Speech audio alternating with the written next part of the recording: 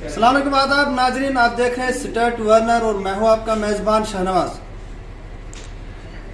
Video मोहर रामपाल जी हमारे साथ बात करने के लिए मौजूद हैं। चंद महीने इनको यहाँ पे तैनात किए हुए हो गए। इन्होंने मतद पंचायतों का भी दौरा किया। मतद पंचायतों का दौरा करने के बाद उन्होंने क्या पंचायतों में पाया, किस तरह से काम हो रहे हैं, किस तरह से तरक्याती काम चल रहे हैं और इनके आने के बाद क्या इन्होंने कोई चेंजिंग की, क्या चेंज आ रहा है, किस तरह से चल रहा है और मतद मसाइल भी है, उन पर भी हम बात करेंगे। तो इनसे हम वीडियो साहब से मुलाकात कराते। सर बहुत बहुत खैर मकदम है सर, आपने टाइम दिया, वक्त दिया बात करने के लिए। तो सबसे पहले सर पहला सवाल है कि आपने अपनी ज्वाइनिंग के बाद मतद पंचायतों का दौरा किया, तो लोगों की हमेशा शिकायतें रहती हैं, तो आपने क्या किस तरह से तरक्की सर चल रही है, किस तरह के काम चल रहे हैं जब आपने दौरा किया, दौरा करने के बाद आपने सर क्या पाया? थैंक यू वेरी मच, आप लोग आए। देखिए, पंचायतों का दौरा करना तो ये हमारा एक रूटीन काम है। बहुत सारी स्कीमें रूरल डेवलपमेंट की तरफ से चलाई जा रही हैं, जैसे आपको पता होगा नरेगा, मनरेगा है, SBM है, PMAY है, तो काफ़ी अच्छे से काम हो रहे हैं। लेकिन ऑफिसर का ये रहता है कि हर जगह तो हम पहुंच नहीं सकते हैं, पर कोशिश करते हैं कि मेन पंचायतों में जाकर के जहाँ पे कोई पोअर परफॉर्मेंस चल रही है वहाँ चले जाएं, लोगों के साथ मुलाकात करें, काम देख लें, उनको क्या दिक्कतें, क्या परेशानियाँ आ रही हैं उनके बारे में संज्ञान लेकर के, और जो हमारे लेवल पे ठीक किया जा सकता है उसको हम ठीक दुरुस्त करते हैं। सर आपके डिपार्टमेंट के रिगार्डिंग हमेशा लोगों की शिकायतें रहती है कि ग्राउंड लेवल पे काम नहीं हो रहे और पैसा निकल जाता है, तो ज्यादातर सर आपके डिपार्टमेंट में ऐसा लोगों की शिकायतें रहती है, तो आप सर किस तरह से इस चीज को देखते हैं? आपने खुद भी पंचायतों का दौरा किया, क्या सर हकीकत में है कि काम नहीं हो रहे हैं या कि किसी हद तक इसमें सही नहीं है? ऐसा नहीं है, ऐसा नहीं है। बिना काम के पैसे निकलना तो आजकल बिल्कुल भी वो चलता नहीं है, क्योंकि कोई भी काम है, अगर मनरेगा की बात करूं मैं, तो मनरेगा के अंदर हमें जियो कोऑर्डिनेट्स भेजने पड़ते हैं।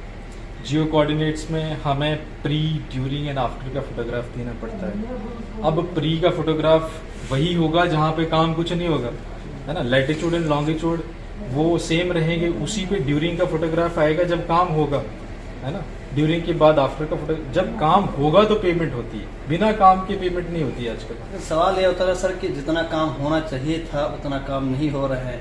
जब प्री होता है, जब फोटोग्राफ जाता है, उसके बाद स्टार्टिंग की जाती है, लेकिन स्टार्टिंग के बाद जब स्टार्ट किया जाता है काम, तो थोड़ा सा काम होता है। हाँ, मैं और उसी के बेसिस पे जो है पैसा निकाल दिया जाता है। इसमें मैं आपको बताना चाहता हूँ, एक मिसकंसेप्शन है। एक प्लान बनता है, प्लान के अंदर मान लीजिए कोई एक पॉन्ड बनाना है, तो पॉन्ड का जो प्लान में खर्चा उन्होंने रखा 1 लाख रुपए, तो हम लोग क्या करते हैं कि उसी 1 लाख को समझ लेते हैं कि ये 1 लाख रुपए निकल गया। वैसा नहीं होता।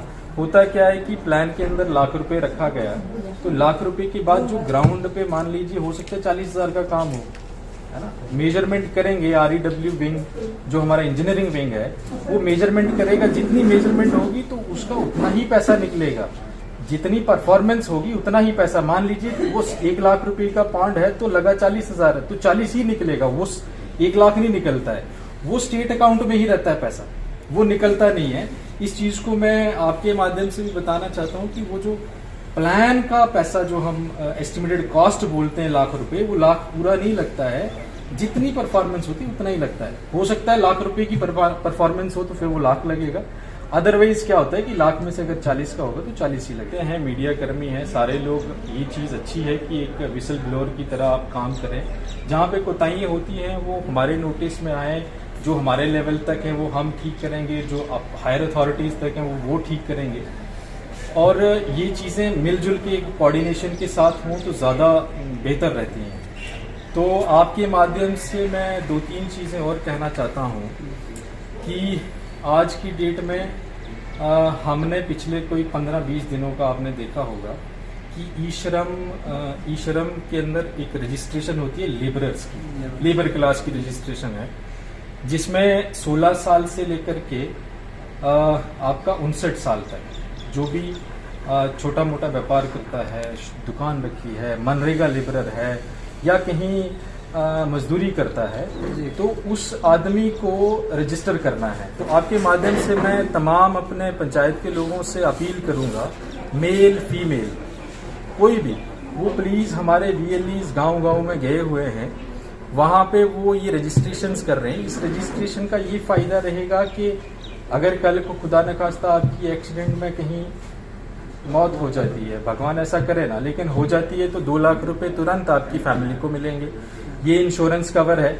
अगर माइनर इंजरीज आ जाती हैं तो 1 लाख रुपए मिलेगा। और इसके अलावा जैसे आपने देखा होगा कि PMAY, SBM और बहुत सारी स्कीमों का फायदा 2011 का जो सेंसस है उसके मुताबिक मिले। तो ये एक तरह डेटाबेस एक सेंसस की तरह काम करेगा। जो भी सरकार आने वाले वक्त में कोई बेनिफिट देना चाहती हो तो वो इस डेटाबेस के मुताबिक देगी। तो मेरी रिक्वेस्ट ये रहेगी कि मैक्सिमम लोग जो पंचायत के अंदर हैं वो आएं, और अपनी आपकी ही पंचायत के बीच में हमने कैंप्स लगवाए हुए हैं। उसमें आपने एक आपके डिपार्टमेंट की तरफ से अभी तक कुछ चंद मकामात पे कैंप ही लगाए गए पंचायतों में, तो किन किन जगहों पे आपने लगाए, और मजीद आपका प्रोग्राम कहाँ किन जगहों पे जो है कैंप लगाने का है? हमने मैक्सिमम सब पंचायतों में कैंप्स लगाए हैं, कोई पंचायत हमने छोड़ी नहीं है। आज की डेट में भी हमारे महोर में चल रहे हैं, शिकारी में चल रहा है, बदर में चल रहा है, हमारे यहाँ साड़ में चल रहा है, टुक्शन में VLE बैठा हुआ है, सिलदार में VLE बैठा हुआ है, शजरू में VLE बैठा हुआ है, कहीं भी बठोई में भी VLE बैठा हुआ है। आप कहीं भी जाना चाहते हैं, मेरे पास लिस्ट है, मैं PRIs के ग्रुप में वो शेयर करता हूँ रोज। अपने सरपंचेस और पंचिस साहिबान को ये कहता हूँ कि प्लीज अपने लोगों को बताएं। वहां पे VLE का फोन नंबर होता है, नाम होता है, लोकेशन मेंशन होती है। और अगर आपको लगता है कि कहीं VLE पहुंच नहीं रहा है तो आप मुझे डायरेक्ट कांटेक्ट कर सकते हैं। हम उसका जो लोकेशन है वो दूसरे दिन चेंज करके उसके मुताबिक रख सकते हैं जहां आप रखवाना चाहते हैं। बट ये इंश्योर करें कि ई-श्रम के अंदर रजिस्ट्रेशन, इसके साथ साथ वो आयुष्मान भारत की भी रजिस्ट्रेशन कर रहे हैं, ठीक है, जिसमें एक गोल्डन कार्ड बनेगा, 5 लाख रुपए का वो जो इलाज रहेगा वो फ्री का रहेगा। तो ये बेनिफिशियल चीजें हैं। सर, आपके मुताबिक ई-श्रम में तकरीबन कितने लोग जो है अभी तक रजिस्टर हुए हैं? अभी बहुत कम परसेंटेज है हमारी, तकरीबन मुझे लगता है हम ऑन एन एवरेज जो है महोर में 500 के करीब कर रहे हैं, लेकिन मैं चाहूँगा कि इसको 1000 या 1500 या 2000 तक ले जाएं, क्योंकि हमारे यहाँ मनरेगा वर्कर ही मेरे ब्लॉक के अंदर तकरीबन 15,000 के करीब होंगे।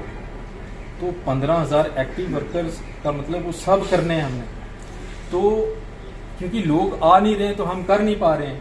तो रिक्वेस्ट ये है कि लोग मेन वुमेन दोनों, मेल फीमेल, लड़कियां जो भी है वो आए, 16 साल से लेकर के 59 साल तक अपनी रजिस्ट्रेशन इंश्योर करें। सर, PMAY के रिगार्डिंग अगर बात करेंगे तो किस हद तक PMAY बने हैं, तो कितने लोग अभी बकाया हैं, कितने लोगों का अभी फर्स्ट फेज में है या सेकंड फेज में है, या जिन लोगों को कुछ भी नहीं मिला है? सर, इसके बारे में मैं थोड़ी सी जानकारी दूंगा आपको। PMAY का क्या है कि एक फ्लैगशिप प्रोग्राम है सेंट्रल गवर्नमेंट का। इसमें हमारे पास महोर में 2000 के करीब घर हैं, जिनमें से हमने 725 घर जो हैं वो कंप्लीट कर दिए हैं। मैंने एक दिन पहले भी एक नोटिस निकाला था, आप बंधुओं को मिला कि नहीं, पर उसमें कुछ मेरे ऐसे बेनिफिशरीज हैं कोई 200 के करीब, जिन लोगों को पेमेंट फर्स्ट इंस्टॉलमेंट मिली है लेकिन वो आगे काम नहीं कर रहे हैं। तो हमने बहुत सारे तरीके अपनाए, जिसमें हमने कई जगहों पे पुलिस भी भेजी, वहाँ पुलिस का भी सहारा लिया। खुद भी मैं हर पंचायत में गया हूँ, एक इसको शिकारी को छोड़ करके हर एक पंचायत में घूमा हूँ पिछले 2 महीने में।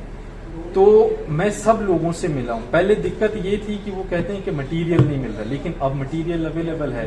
तो हमारे से उन्होंने 50-50 हज़ार की किस्तें ले ली हैं, लेकिन काम नहीं कर रहे हैं। तो मेरी रिक्वेस्ट ये है कि वो काम फटाफट करें, कंप्लीट करें, ताकि हमारा जो नॉन सेक डेटा है, जो आगे आने वाले लोग और भी गरीब हैं, ये तो आ गया 2011 वाले डेटा के मुताबिक घर मिल रहे हैं, अभी नॉन सेक डेटे को भी हमने स्टार्ट करना है। तो नॉन सेक डेटा तब स्टार्ट होगा जब ये वाला हम कंप्लीट करेंगे। तो मेरी रिक्वेस्ट ये है कि वो लोग जल्दी से जल्दी अपना घर कंप्लीट करें और अपने साथ वाले बगल वाले नेबर्स जो गरीब हैं, ताकि उनको भी घर मिल पाए, ताकि वो भी लिस्ट हम स्टार्ट कर पाए। तो हमारे पास तकरीबन इस वक्त 2000 में से 725 लोग घर जो है वो कंप्लीट हैं, तो बाकी पाइपलाइन में है। वो बन रहे हैं, तो आपके माध्यम से मैं उनको यही कहूँगा कि फास्ट स्पीड उसकी कीजिए, ताकि आपके जो साथी हैं बाकी वालों को भी मिले।